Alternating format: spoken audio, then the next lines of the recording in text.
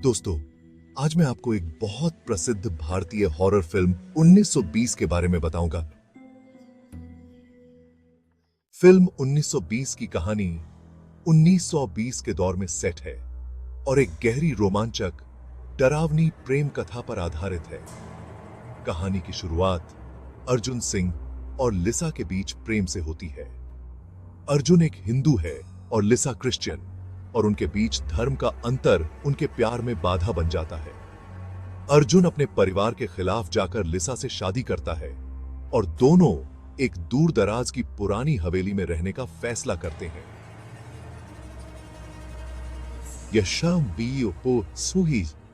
यह हवेली बहुत ही रहस्यमयी और डरावनी है, और जैसे ही वे वहां रहने लगते हैं, अजीब घटनाएं शुरू हो जाती हैं।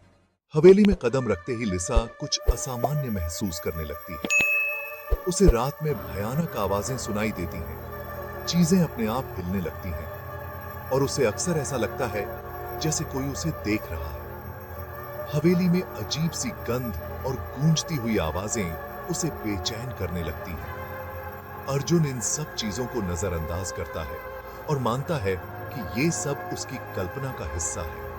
लेकिन लिसा की हालत धीरे धीरे बिगड़ने लगती है और उसके अंदर गुस्सा और हिंसा बढ़ने लगती है। लिसा के बर्ताव में अजीब बदलाव आ जाते हैं। कभी कभी उसकी आवाज बदल जाती है और वह अर्जुन के साथ खौफनाक तरीके से पेश आने लगती है। अर्जुन को समझ नहीं आता कि लिसा के साथ क्या हो रहा है। उसे लगने लगता है कि लिसा पर किसी बुरी आत्मा का कब्जा हो गया है और वह अपनी पत्नी को बचाने के लिए एक पादरी को बुलाता है।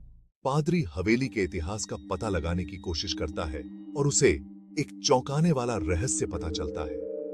उस हवेली में एक आत्मा भटक रही है जो बेहद शक्तिशाली और खतरनाक है। ये आत्मा एक पुराने नौकर की है जो हवेली के मालिक से बदला लेना चाहती है, क्योंकि उसके साथ भयंकर अन्याय हुआ था। यह आत्मा अब लिसा के शरीर में प्रवेश कर चुकी है और अर्जुन तथा लिसा के प्यार को खत्म करना चाहती है। पादरी लिसा का एक्सोर्सिज्म शुरू करता है। यह प्रक्रिया खौफनाक और भयावह होती है, जिसमें लिसा की आत्मा और उस बुरी आत्मा के बीच संघर्ष शुरू हो जाता है। अर्जुन भी इस प्रक्रिया में अपना पूरा सहयोग देता है और उसकी हिम्मत तथा लिसा के प्रति उसका सच्चा प्यार आत्मा को हराने में मदद करता है।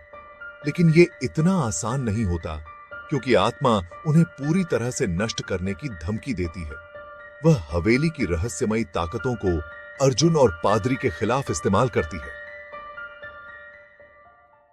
अर्जुन और पादरी का यह संघर्ष बेहद खतरनाक होता है, लेकिन अर्जुन का लिसा के प्रति सच्चा प्यार उसे लड़ाई में ताकत देता है।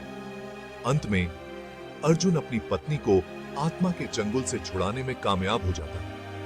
आत्मा को शांत करके वे हवेली को हमेशा के लिए छोड़ देते हैं।